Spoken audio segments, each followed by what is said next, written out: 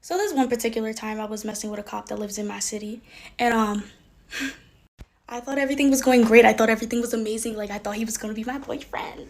Oh boy, was I wrong. Like everything was going good at first. Like this man was a gentleman. Like we was going to the bar that I hang out all the time. He met all my friends. Everything was going great. If you know me, you know I'm very clumsy. Just keep that in mind. So this one particular day, I hurt my foot. Like I hurt it so bad. I had to go to the doctor because I thought I broke it. And somehow I bruised the bottom of my foot. How the do you do that? So since I had got off early, I was like, let me just go to his house. We can hang out. This is the first time I went to his house. So I get to his house. Everything is cool. Like, mind you, this man is Dominican. Like, I'm black and white. I know a little bit of Spanish and I can pass for Hispanic, but I barely know Spanish, okay? So I get to his house. Everything is cool. Like, his sister calls on FaceTime. And at first, they're speaking in English. So, I'm not tripping. Like, everything's good. And then he shows her me and he's just like, that's her. And I kid you not, right after he did that, everything went into fluent Spanish. Like, I didn't know exactly what they were talking about at all. Like, in my head, I was like, this man is about to take me. He's about to take me. So after he gets off the phone with her, like, I'm having a bad feeling. Like, I don't want to be here anymore. Like, I need an excuse to go. So I am texting my best friend every code word, safe word there is. And this sleeping. She is not responded. I am texting her pineapples because that was our little safe word emoji, okay? And she's not responding. So I'm like, what the fuck am I gonna do? So I'm just like, hey, like, I'm not really feeling well. Like, I gotta go. And he's like, no, let me take care of you. So I'm like, no, like, I'm good. Like, I should probably go. Like, I really should go. My foot's really hurting really bad. And he's like, how about I drive you to your house? Mind you, I drove myself there. He's like, how about I drove you to your house and I go upstairs and get you clothes out of your room? He's never been to my house. So I'm like, excuse me, sir? No, the fuck you not. And I'm like, no, like, I'm trying to keep it, like, situated. I'm like, no, I'm good. Like, I can drive myself. Like, I'm fine. So I go to the front door trying to unlock it. Y'all, I kid you the fuck, I couldn't get out.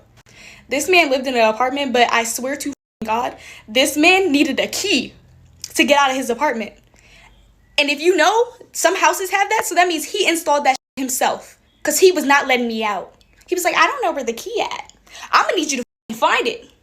So after this, we're going back and forth because I'm scared now. Like, I gotta go home. Like, I don't know how I'm getting out. And I'm trying to, like, situate this. I'm like, no, he keeps trying to give me something to drink. And I don't want it because you're not about to drug me. This man got cameras in his house. And I'm like, oh, like, maybe he needed the extra security. No, he was kidnapping people and that's why he needed it. As me and him is going, like, back and forth in his house, like, he is standing up telling me how he doesn't know where the keys are to his apartment. Like, how you don't know where your keys are to your apartment. Come on, bro. So I'm standing up, like, closer to his bedroom, and he's standing up closer to, like, the actual front door. So there's a hallway that's straight, and I'm on this side, he's on this side. He's, like, pushing me towards his bedroom at this point. Like, this man is determined he's getting some. And I watch too much Criminal Minds to go like that, okay? So, I had to hit him with the razzle dazzle. I had to make him feel like that I was staying at his house tonight. I had to make him feel good, because this man is steady trying to give me drinks, and I don't know what the he's putting in them. He's just trying to give me water. But he's being too, like, persistent. Like, you should really drink this. Like, let me cook for you. I can make you something real quick. Like, baby, I'm not stupid. I've been through this too many times to know, like, what the signs are, right? So, like, at this point, I already know what the fuck is going on. Like, this man is going to try to rape me at this point. So, like, we are going back and forth in this hallway. Like, I am pushing him towards the front door because he's pushing me towards his bedroom, and I'm not going like that, eh? So eventually, like, I convinced this man that I am going to stay at his house and I just need to go home and get clothes. He's like, let me drive you. Like, let me take care of you. Like, how about that? And I'm like, of course, like, you can drive me, knowing damn well, like, soon as I, like, the front door, I park right next to that front door so I can sprint. I don't know how I was out going to sprint because my foot was up, but that's besides the point. So he finds his keys all of a sudden and he lets me out. Soon as that door open, when I tell y'all I was skipping steps trying to get out, mind y'all, I am crippled as so I'm like trying not to bust. This man sees me running and he runs after me. I kid you the not. So I'm like thinking in my head, like, what the am I gonna do? Like, if he catches me, he caught me on. Mind you, I was in his house for 45 minutes trying to convince this man on why I should go home and take care of myself. So I get to my car door, I unlock the door, like, I made sure I only unlocked my door, and that was it, in case he tried to get on that passenger side and try to jump in my car. So he, like, grabs my door before I can even close it, and he's just like, no, like, get in my car, I park right next to you. And I'm like, no, like, how about I drive and you get on the passenger seat? I'm trying to convince this boy, like, I am going with him and I'm going to come back with him, okay? So he walks in front of my car and, like, I'm putting this in drive because I'm getting the out of here, right? And this man sees that he hears it, like, me shift gears. So he's standing in front of my car like, no, you're not leaving. You're not leaving. So at this point, I'm ready to run this man over because I be damned, eh? Like, everything is going through my head, like, I can't even call the cops because he is the cops. Like, what the am I supposed to do? Like, this man literally is a cop in my city. Like, I can't get away from him. So somehow I convinced this man that I need to go home and I'll come back to him, and he let me go. And when I tell you, I blocked that man so quickly and haven't spoke to him since.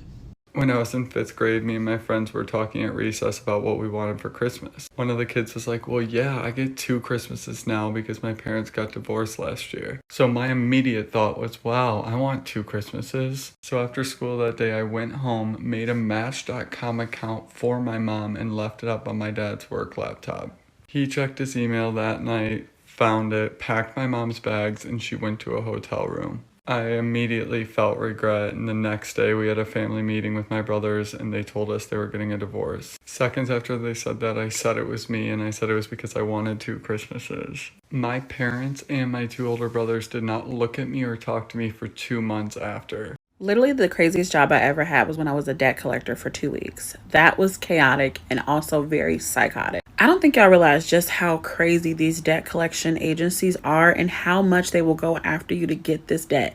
Now, mind you, they already have probably purchased this debt from like another agency like 3 or 4 times. And at this point, they're just looking to get whatever they can from you. But the tactics they use to find people in general and to like get in contact with people, literally, like, I cannot do it. So my boss was trying to get money from this guy that owed a lot of money, actually. And the guy was Hispanic because they have all that information in the records, honey. And he asked me to pose as a Hispanic girl on Facebook so I could flirt with him to try to find a contact number or an address for him because what we had was outdated. Now, child, you know I said no.